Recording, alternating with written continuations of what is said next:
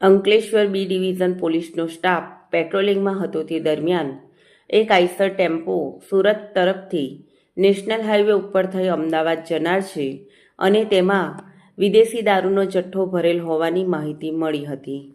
જે માહિતીના આધારે પોલીસે નેશનલ હાઈવે ઉપર સહયોગ હોટલ સામે વોચ ગોઠવી હતી.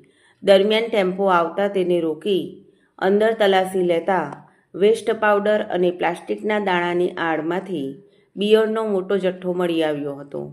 પોલીસે મહારાષ્ટ્રના ટેમ્પા ચાલક અજય મદન વાનખેડેની ધરપકડ કરી હતી અને ₹18,16,000નો બિયરનો જથ્થો અને 10 લાખનો ટેમ્પો અને મોબાઈલ મળી કુલ ₹28,17,000નો મુદ્દામાલ કબજે કરી રેડ દરમિયાન રામ નામનો વ્યક્તિ સ્થળ પરથી ફરાર થયો હતો.